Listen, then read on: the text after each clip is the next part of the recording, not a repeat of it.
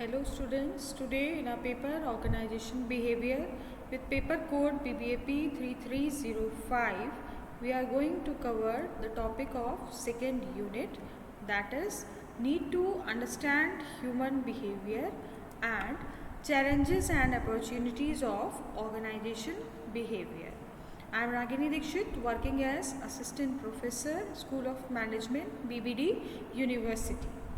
Now, coming to the contents of this presentations, in this presentation we have introduction, then need for understanding human behavior, various challenges and opportunities of organizational behavior, and finally the conclusion.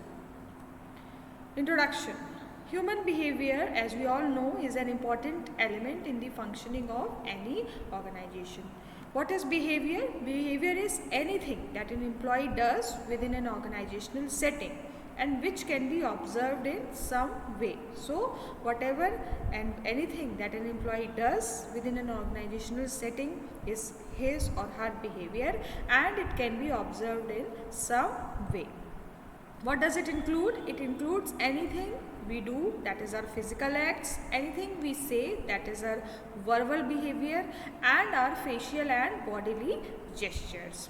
Now, understanding of human behavior help us to investigate the impact of that individual, groups, and structure have on behavior within an organization, and it applies that knowledge to make organizational work more effectively. So, understanding of human behavior help us to investigate what we get to investigate is the impact of individual, groups, and structure on behavior within an organization, and this impact knowledge can be applied for making the organization work more effectively. Thus, it is important to improve productivity. This understanding of human behavior helps us in improving productivity, reducing absenteeism, turnover, and deviant workplace behavior. And it helps in increasing organizational citizenship behavior and job satisfaction. Why? What is the need to understand human behavior? Why we need to understand human behavior? There are several ways in which we can understand and predict human behavior. We are going to study further in this presentation. These are: different people work differently in different situations because of their personality, and individuals differ in their manner of responding to different situations. These different people work differently because of their personality, and individuals differ in their manner of responding to different situations, and because of which they differ in response to different situations. Organizational behavior help us to understand and predict behavior of people in the following way.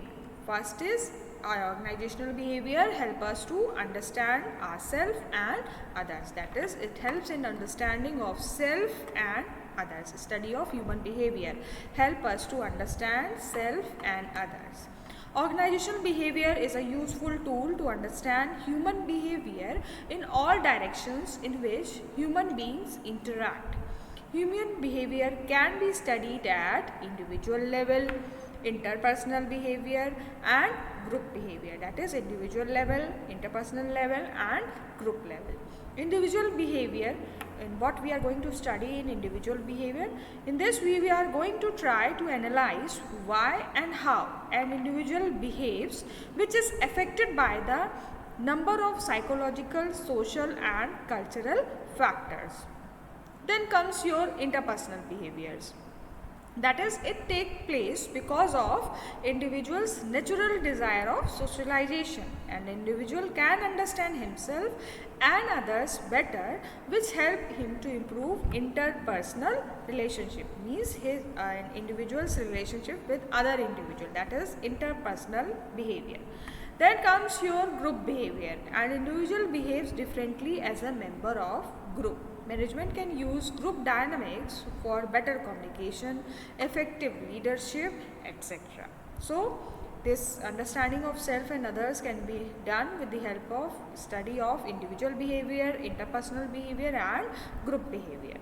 Then comes the another point, that is a need of understanding the need of human behavior. It helps in understanding the how we are going to motivate human resources, that is motivation of human resources. Organizational behavior will help managers to understand the needs and desires of the subordinates and other forces which affect their motivation, and managers uses suitable incentives and techniques to motivate their subordinates.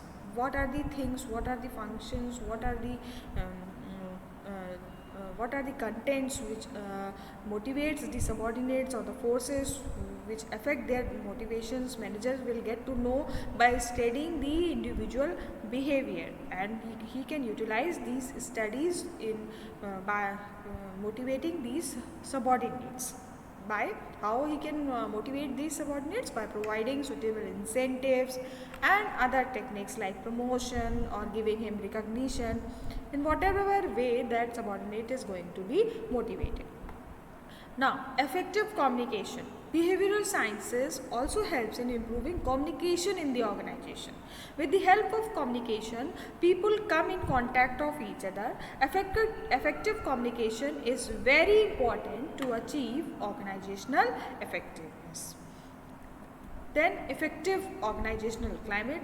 This need for studying human behavior, it helps in building effective organizational climate. Organizational climate is a set of properties of the work environment, that is work environment in which the employees work, perceived directly or indirectly by the employees, that is assumed to be a major force in influencing employee behavior.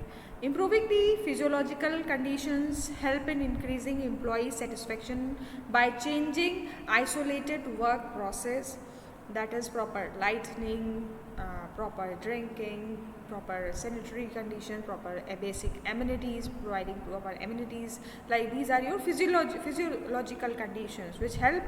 They also helps in increasing employee satisfaction by changing isolated work process, satisfactory working conditions, adequate compensation, better equipment for the job are viewed as these are small efforts, but they create good organizational climate. Then comes the good human relation. Organizational behavior is useful to achieve and maintain cordial relations in the organization. If an employee is slow in his work, it is not always because of denial of promotion or poor work environment. Relation between management and employees are quite often strained for reasons which are psychological and not logical, or you can say rational. Organizational behavior help us to understand the cause of poor industrial relations in the organization, and they also suggest, this study also suggests suitable measures to improve these relations between the employer and the employee. Then comes your another point, that is your introduction of change in the organization. This study of human behavior helps in introducing change in the organization. Now, organizations have to undergo changes as a result of change in technological, social, political and other environments. So, they have to adapt themselves, so to advance themselves, they have to adapt these changes. These problems can be successfully handled by organizational behaviors. Changes can be introduced through group dynamics and by proper education of employees through effective communication. So, this was all about why we are going to study human behavior. What is the need of understanding human behavior? Now, coming to the challenges and opportunities. What are the challenges and how these challenges can be turned into opportunities for organizational behavior by the study of organizational behavior? We are saying it for, that is with the study of organizational behavior. How these challenges and opportunities can be met with the study of organizational behavior. Now, challenges and opportunities are massive and rapidly changing for improving productivity and meeting business goals. Although the problems with organizations and the solutions over the ages have not changed, the emphasis and surrounding environmental context certainly have changed. Although the resulting lean and mean organizations offered some short-run benefits in terms of lowered cost and improved productivity, if they continue to do business as usual, they would not be able to meet current or future challenges. The nature of work is changing so rapidly that rigid job structures impede the work to be done now, and that may drastically change the following year, month, or even week. Now, what are the main challenges and opportunities of organizational behavior are, that is, organizational behavior has to work for improving people's skill, improving quality and productivity. They have to work for total quality management, then managing workforce diversity. They have to respond to globalization. They have empowering people, coping with temporariness, stimulating innovation and change in people, emergence of e-organization and electronic commerce, then improving ethical behavior, improving customer service, helping employees to balance their work and life, then flattening world. Now, coming to the first point, that is improving people's skill. Improving people's skills. Technological changes are going on, structural changes, environmental changes are accelerated at a faster rate in the business world right now. And unless and these employees and executives are equipped, they are skilled to possess the required skills to adapt to those changes, the targeted goals cannot be achieved in time. These two different categories of skills, that is managerial skills and technical skills, they have to be acquired or they have to be improved of those employees who are working in any organization. Then these skills can be enhanced. How we are going to improve these skills? These skills can be enhanced by organizing a series of training and development programs, career development programs, induction and socialization programs. Then improving quality and productivity. Quality is the extent to which the customers or users believe the product or service surpasses their need and expectations. So quality is measured by the customers, how much that product or services is going to satisfy their expectation or needs. For example, a customer who purchases an automobile has a certain expectation, and one of which is that the automobile engine will start when it is turned on. If the engine fails to start, the customer's expectation will not have been met and the customer will perceive the quality of the car as poor. The key dimension of quality, how this quality can be measured, that is, the key dimensions of quality are as follows. First, quality is measured through performance, that is, primary rating characteristic of a product such as signal coverage, audio quality, display quality, etc. Then features, secondary characteristics like added features such as calculators, alarm clock features in hand phone. Then conformance, meeting specification, how much it is meeting our expectations or our specifications or industry standards. The workmanship of the degree to which a product design or operating characteristics matches pre-established standards. Conformance. Then comes your reliability, the falling within a specified period, the probability of a product falling within a specified period, how much reliable it is, how much durable it is. That is, it is a measure of product's life having both economic and technical dimension. Then services, resolution of problems and complaint, ease of repair.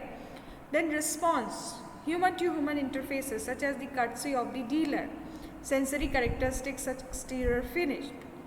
Then reputations, past performance and other intangibles such as being ranked first.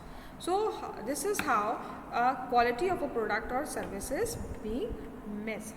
Now, more and more managers are confronting to meet the challenges to fulfill the specific requirement of customers to improve quality and productivity. They are implementing programs like total quality management and re-engineering programs that require extensive employee involvement. Now comes your another challenge or opportunity, comes your managing workforce diversity. This refers to employing different categories of employees who are heterogeneous in terms of gender, race, that is different in terms of gender, race, ethnicity, relation, then elderly people, etc. The primary reason to employ the heterogeneous category of employee is to tap the talents and potentialities and harnessing or harvesting the innovations, then obtaining synergetic effect among the diverse workforce. In general, employees wanted to retain their individual and cultural identity, value and lifestyle even though they are working in the same organization with common rules and regulations. Now, the organizations have to overcome this challenge and to become more accommodating to diverse group of people. And how can they do this? By addressing their different lifestyle, family needs and work style. They have to consider, because these employees are different in gender, race, ethnicity, relation, and they are with different lifestyle, they are from different religion. But so employers have to consider this difference and have to obtain their synergetic effect and have to maintain their potentialities and are harnessing the innovativeness of these employees. Now, next comes your total quality management. Total quality management is a philosophy of management that is driven by the constant attainment of customer satisfaction, that is constant attainment of customer satisfaction through the continuous improvement of all organizational process. Each and every employee, each and every process is responsible for the maintenance of quality. That is your total quality management. The components of total quality management are an intense focus on the customer. Main focus is on the customer satisfaction. Then second, concern for continual improvement. Total quality management aims at continual improvement, improvement in the quality of everything the organization does, accurate measurement and empowerment of employees. Next comes your responding to globalization. Today's business is mostly market driven. Wherever the demand exists, irrespective of distance, locations, climate conditions, the business operations are expanded to gain their market share and to remain in the top rank, etc. Business operations are no longer restricted to a particular locality or region. The company's product or services are spreading across nations using mass communication, the internet, faster transportation, etc. Now, here is one example. For example, more than 95% of Nokia, which is now known as Microsoft headphones, are being sold outside of their home country, Finland. Japanese cars are being sold in different parts of the globe. Sri Lankan tea is exported to many cities around the globe. Garment products of Bangladesh are exported in the USA and EU countries. Executives of multinational corporations are very mobile and move from one subsidiaries to another more frequently. So this, due to globalization, now there are no physical boundaries, and this organizational behavior helps in responding to this globalization, how these individuals can work across the countries or work across physical boundaries. Now comes your empowering people, that is giving power of decision making, that is empowering people. The main issue is delegating more power and responsibility to the lower level cadre of employees and assigning more freedom to make choices about their schedules, operations, procedures and the method of solving their work related problems. Encouraging the employees to participate in the work-related decision will sizably enhance their commitment to work.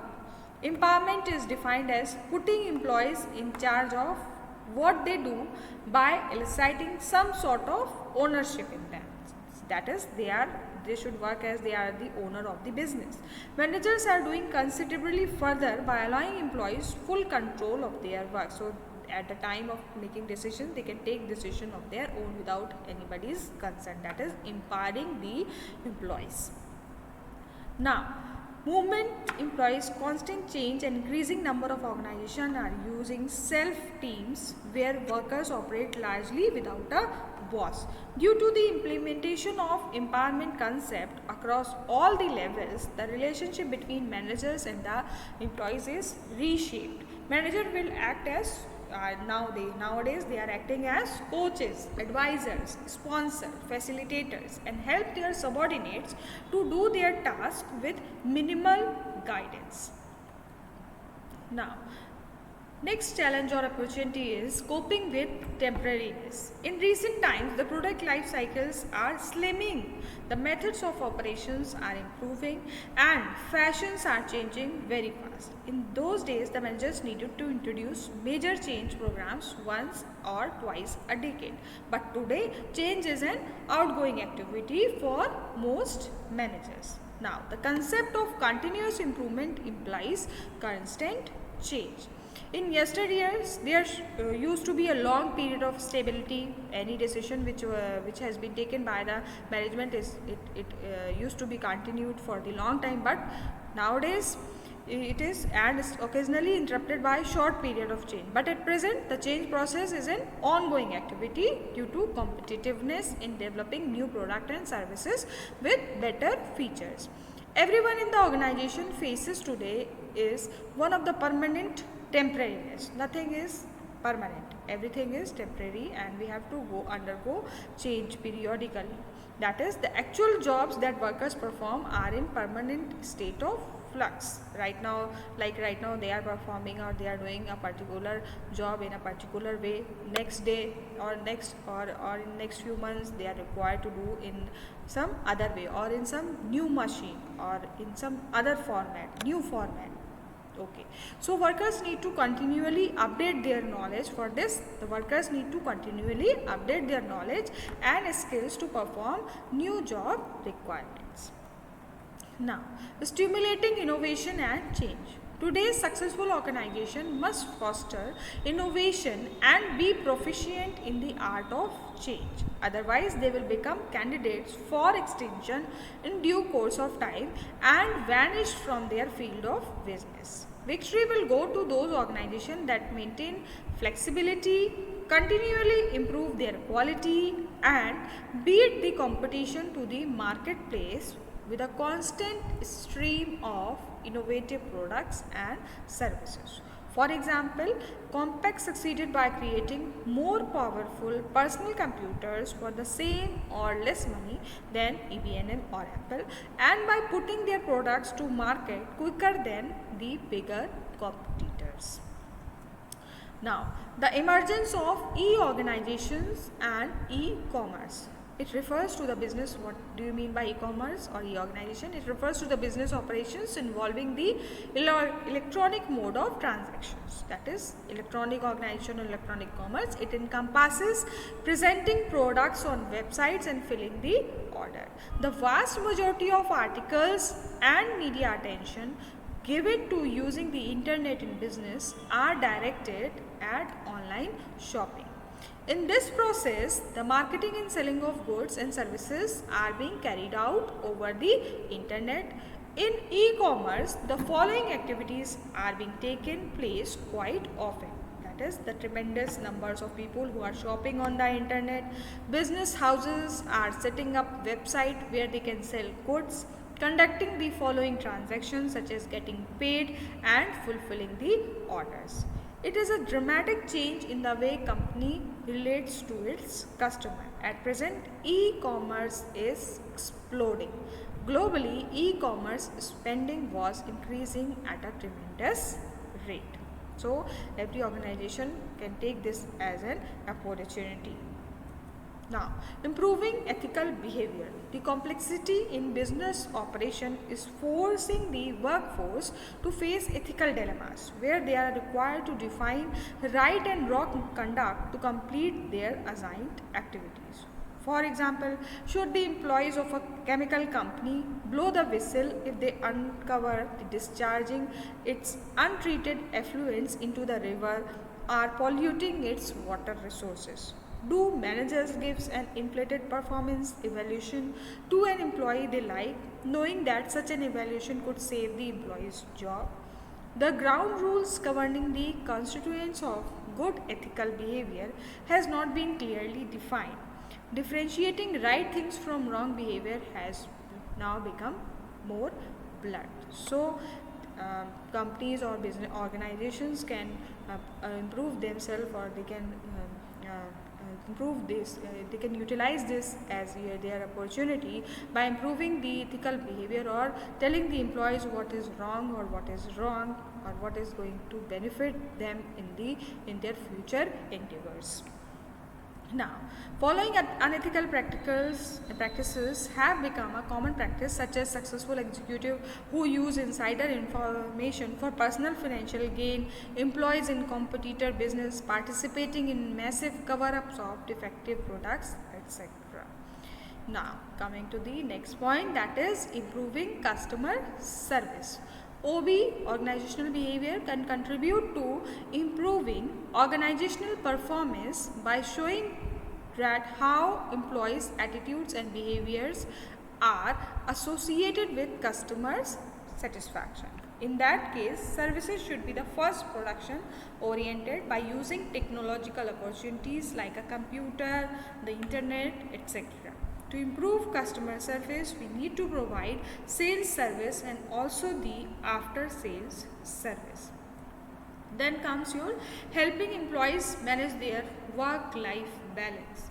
The typical employees in the 1960s or 1970s showed up at the workplace Monday through Friday and did his or her job 8 to 9 hours or a chunk of time.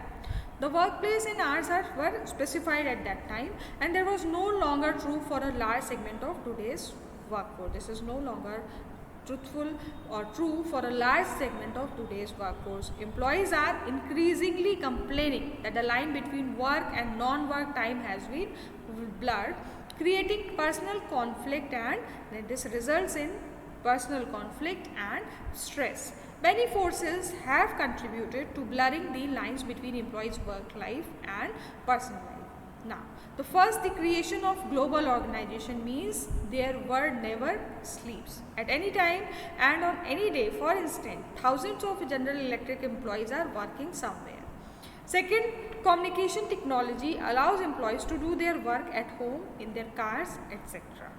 This lets many people in technical and professional jobs do their work anytime and from any place. Third, organizations are asking employees to put in longer hours. Finally, fewer families have only a single breadwinner. Today's married employees is typically part of a dual career couple. This makes it increasingly difficult for married employees to find the time to fulfill commitments to home, spouse, children, parents, and friends.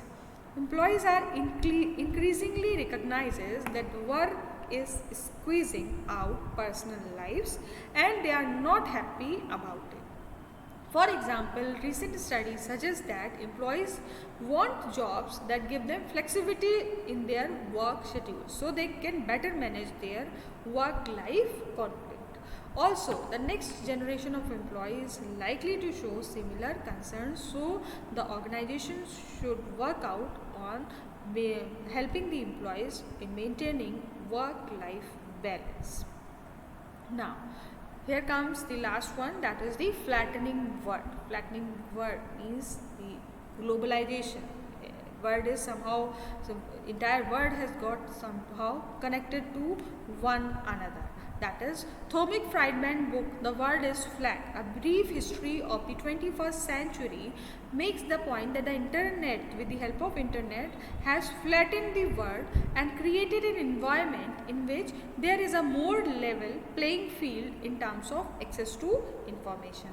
This access to information has led to an increase in innovation, as knowledge can be shared instantly across time zones and cultures. It has also created intense competition, as the speed of business is growing faster and faster all the time.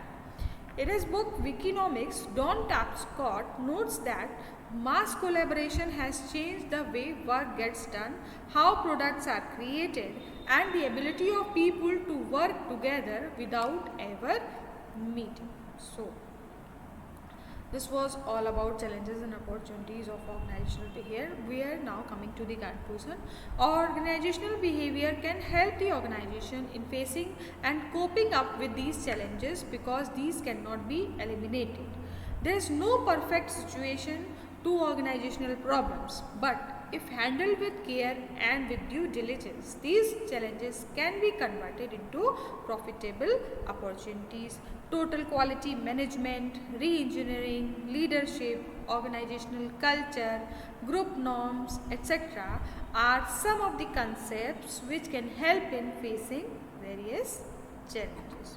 So, this was all about need for studying human behavior and your challenges and opportunities of organizational behavior.